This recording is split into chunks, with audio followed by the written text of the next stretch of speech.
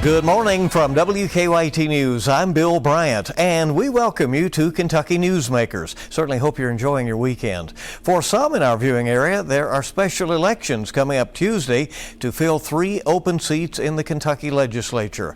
There are 2 state house races. In the 89th district, voters in Jackson County and parts of Laurel and Madison counties, Republican Timmy Truitt will try to hold the seat for his party. Democrat May Suramack will try to capture it for Democrats. In the 51st district, which is Taylor and Adair counties, voters will be choosing between Republican Michael Sarge Pollock, who is facing Democrat Eddie Rogers.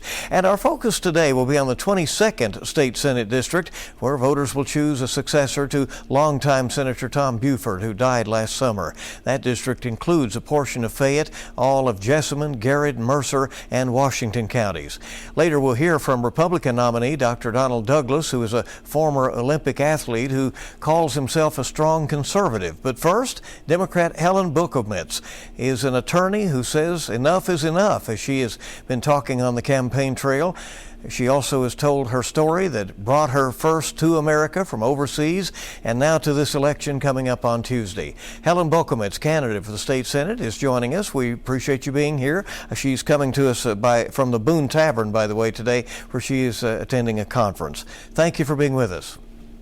Thank you so much for the invitation. A lot of people are intrigued by your backstory. First, tell us your intriguing journey in life that led to this political campaign now here in this 22nd Senate District. Absolutely. I am very proud of my American dream. Over 20 years ago, I came to Lexington, Kentucky to learn how to speak English. I was a single divorced mother, and I was facing oppression. I was facing judgment. And I figured if I learn how to speak English, I can find a really good job and support my son and build a new life. At that point, after I learned a little bit of English, I watched a movie. It's called Erin Brockovich. And in that movie, for the first time in my life, I realized that in the United States of America, women have rights. Women and men have created an incredible culture. From that point on, with the help of incredibly good people in my life, I learned English, still learning, became a powerful attorney for the people, raised my son, who is a doctor now, graduate of University of Louisville's medical school, currently in his orthopedic surgery program. And I'm very proud of my American dream. Kentucky has given me a solid second chance in life.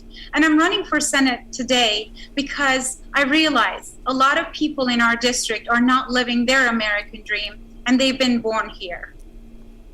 Well, let's talk about what would happen if you were to be successful here. You're a Democrat. In your web ads, though, you tout the late Republican Senator Buford for being a uniter rather than a divider. Is that the thrust of your campaign? It absolutely is. I am tired. I am sick and tired of the partisan politics that try to distract us what truly matters. What truly matters is our people.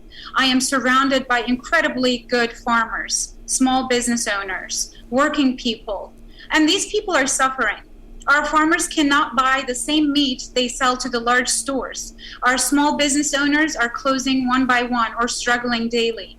Our working people cannot afford health care or good housing or a decent life.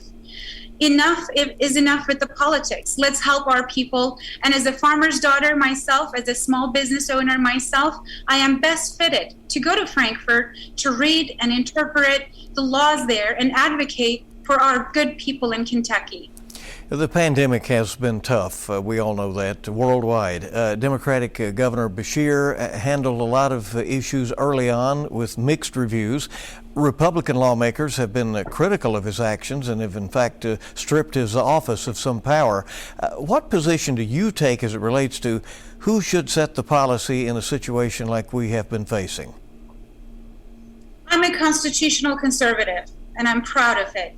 I think our governor has done an incredibly good job in protecting people. As a leader, he has the responsibility to make sure that he acts with the best interest of all of us in mind. At the same time, I think judging each other, belittling one another, or looking down on our neighbors for the decisions that they're making is not helping us get united.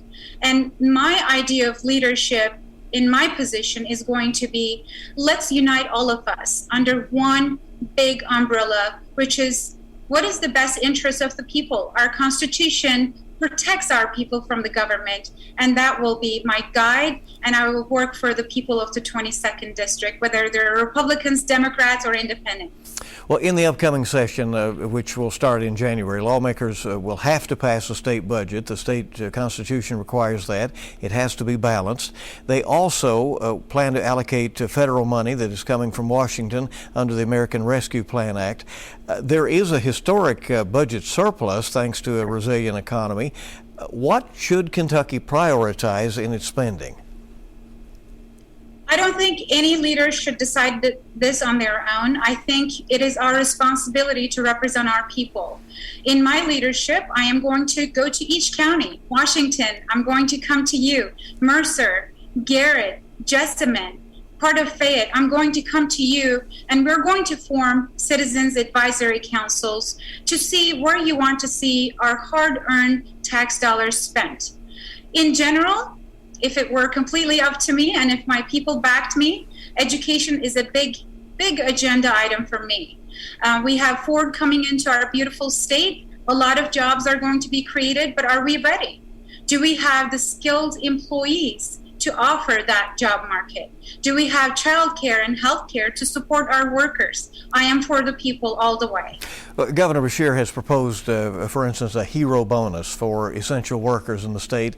Republicans in the legislature have declined to join a working group that he wanted to appoint to consider that. Would bonuses from federal money for essential workers be a high priority for you? Bonuses or help or support for all of our people. Farmers who cannot afford to buy the same meat they sell to the big markets. Working families who cannot afford health care or decent housing. Bonuses for those who are working really hard to overcome this pandemic with us are definitely welcome ideas. I would have to see the legislation in person, and as an attorney, I will make sure to do an in-depth legal analysis to see how that would affect our economy, our people, and our children. There is a proposal for an omnibus abortion bill that's being drafted by Republicans for consideration coming up in the session. Where do you stand on abortion restrictions going forward? Listen, I am a mother of a wonderful child who has made me proud. I was 16 when I got married. I was 17, 18 when I had my child. I am definitely someone who's going to work to reduce the number of abortions. Our children are our treasure. At the same time, unlike my opponent Douglas, I oppose any unconstitutional or any government mandate to force women to give birth, regardless of the circumstances. I am going to look at the legislature, and instead of trying to control women with a government mandate, I am going to make sure to empower them. Candidate Bulkulmez, Democrats are few in the state Senate. As you know, there are only 8 there. And one has announced, one of the incumbents announced that he will not be seeking re-election. How do you get things done in such a minority position in a chamber like that? Well, I am someone who has been balanced in her views all her life. I am brought up by incredibly strong Democrats in the state of Kentucky, but also incredibly strong Republicans. Justice Will T. Scott has been my personal guide. I have learned from Judge Karen Caldwell in Lexington, and I have the view that if it works for our people, I will look at it. If it actually improves lives for farmers, working people, teachers, police officers, firefighters, and our small businesses, I will look at it. This is not about partisan politics in Kentucky. It's about protecting each other and making sure that we're working for each other first. If you were to be successful, is there a particular set of issues that you would consider to be your priorities? Absolutely, sir. I have many, and I'm very passionate and excited to give back in terms of looking at my American dream saying, thank you, God, thank you, America, thank you, Kentucky, and then turning around and creating educational opportunities and trade programs, technical education, and allowing our children to be prepared for a future, even if they choose not to go to college, making college affordable, bringing opportunity, bringing e-commerce, expanding broadband internet, bringing in incredibly good global tourism so that we have a lot more revenue, not only through our bourbon distilleries, but bringing tourism into our farming communities and showing how innovative our farmers are, bringing people into our small businesses, showing how good they run their businesses and serve their people. I have a very big, long list, but my passion lies with the people, and I'm ready to serve. This district was represented, as we noted at the beginning, by a Republican senator for 30 years. The Republican registration is very strong in the district, and the trends in voting have been that. What do you say to voters, and this is our last question here, in the next couple of days that you think could sway them to vote for you Tuesday? I have good news. I think the sensible people of our 22nd district are already voting for me, regardless of whether they're Republicans or Democrats. They know who the most qualified candidate is. They know who's going to fight for them. They know who the farmer's daughter is, people's lawyer is. Beyond that, Tom Buford was an incredible leader who united people. And I'd like to take a moment to offer my condolences to his wonderful family. He's going to be my role model. I am the person who's going to unite like him, lead like him, and serve like him. Helen Bulkulmez, Democratic candidate for the state Senate, subject to the election coming up on Tuesday in the 22nd District, the special election being held that day. Thank you very much for being with us. We appreciate it. Thank you for the opportunity. And stay with us. We'll be back on Kentucky Newsmakers with the Republican candidate for the Senate in the 22nd District, Dr. Donald Douglas.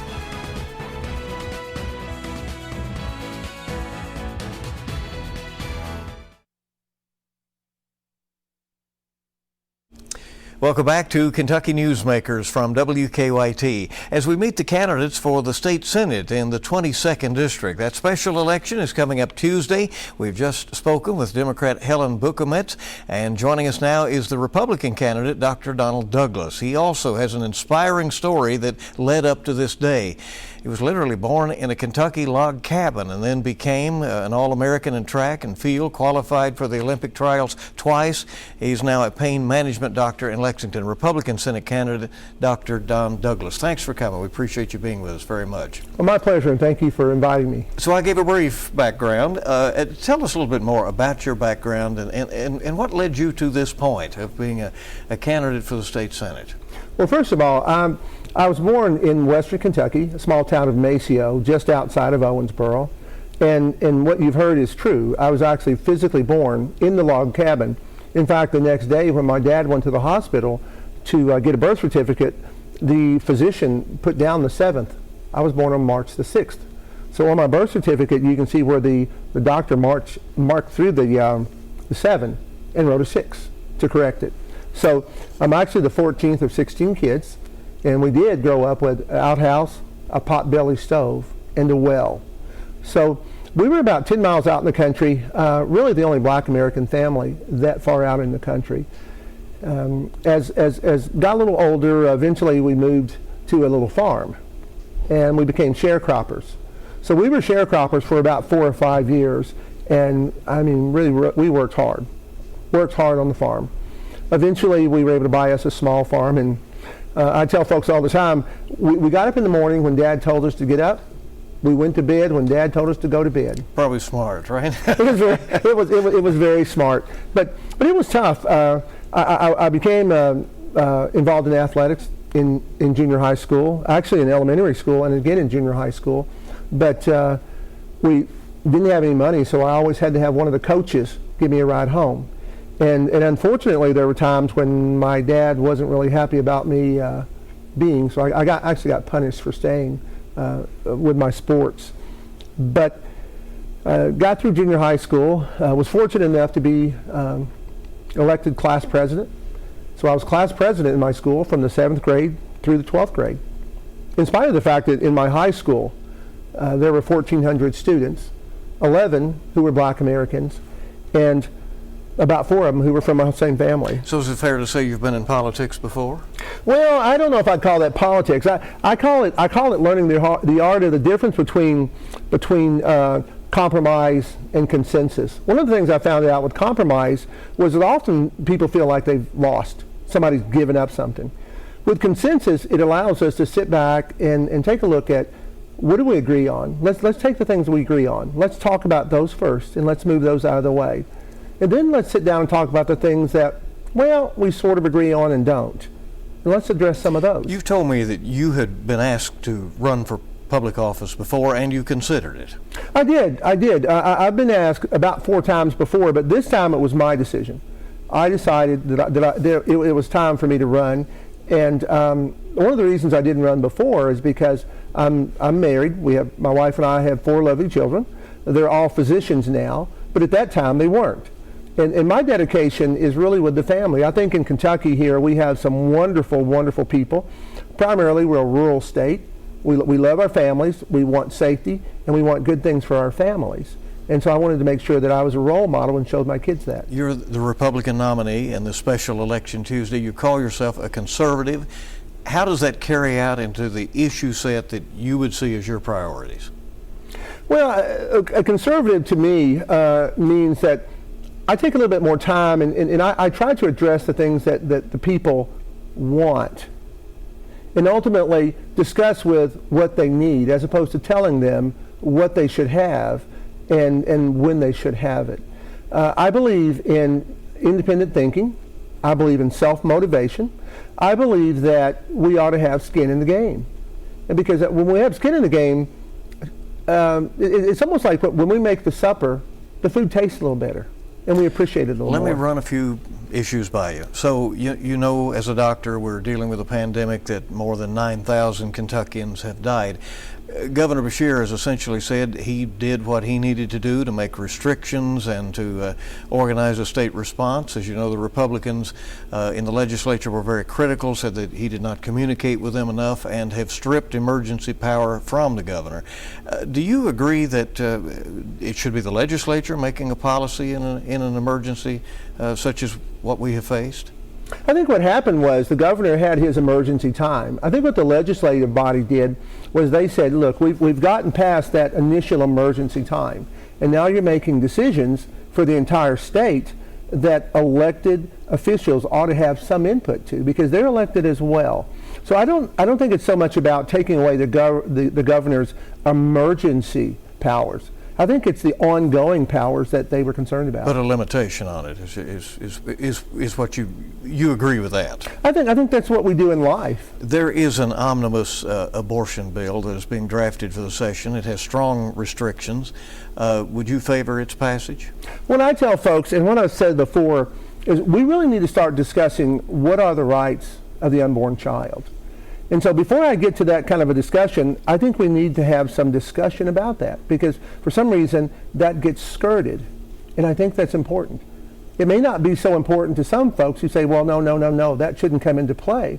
But there are just as many or more people who are saying it should come into play. And as a representative, what I want to do is I want to be able to look at both sides. I want to be able to bring the parties and the philosophies closer together. I want us to be able to sit down and listen and come to a good consensus, as opposed to having a wall between us. In the upcoming session, lawmakers have to pass a state budget. The state constitution requires that. It has to be balanced. They will also be allocating federal money that is coming in under the American Rescue Plan Act. There is a historic budget surplus in Kentucky right now. How would you prioritize Kentucky spending? I don't think I can address that now. This is the first time I've run for office.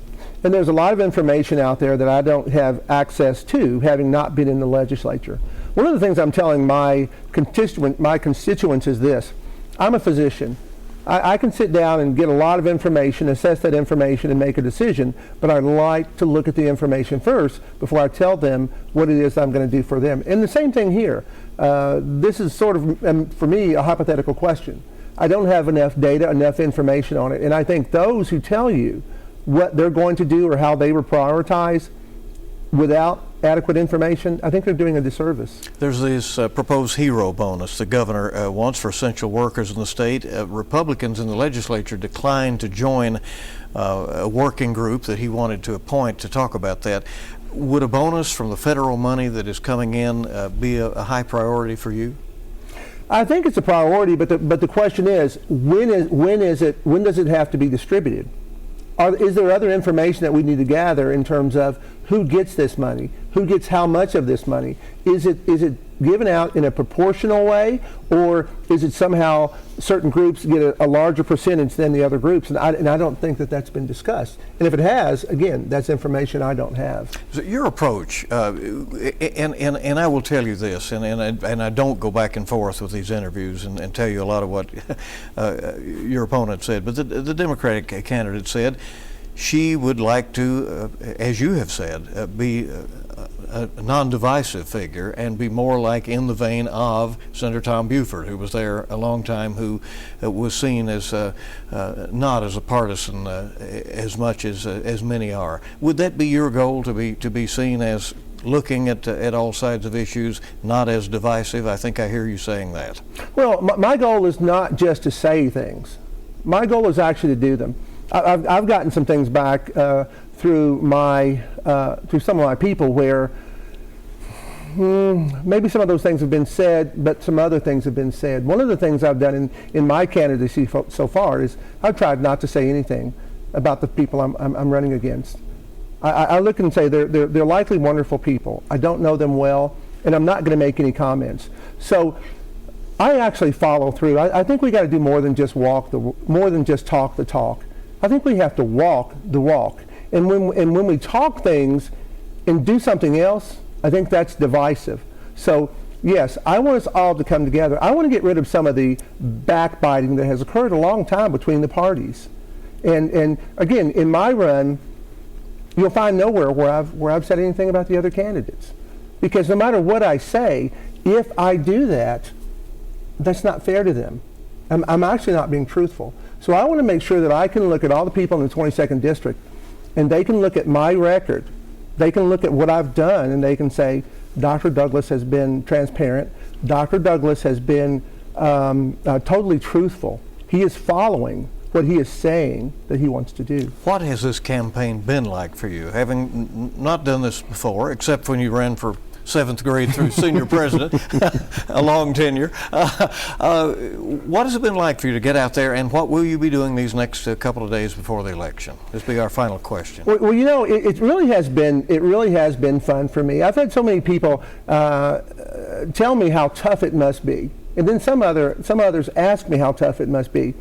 I've been in healthcare for over 40 years. I've sat close to patients day after day after day, just like I am with you. I've heard their wants, I've heard their needs. To me, it's just been informational. It's really been a very informative time for me. No, just fact finding, you might say. Just fact finding. When I become the senator, at least I will have some things in my pocket about what the people in the 22nd District are looking for. I'll have a roadmap as to where they want to go. My job is to be a conduit from the state down to my District 22. Doctor, thanks for coming. We appreciate it. Oh, my pleasure. We'll be following the election. In addition to the party-backed active campaigns in this 22nd Senate District, there is also an independent write-in candidate in the race, Syndicat Dunn, who is from Harrodsburg. He's been a city council member, a caterer, and a radio DJ. The polls will be open Tuesday from 6 a.m. to 6 p.m. in the districts holding special elections. And we'll be back on Kentucky Newsmakers.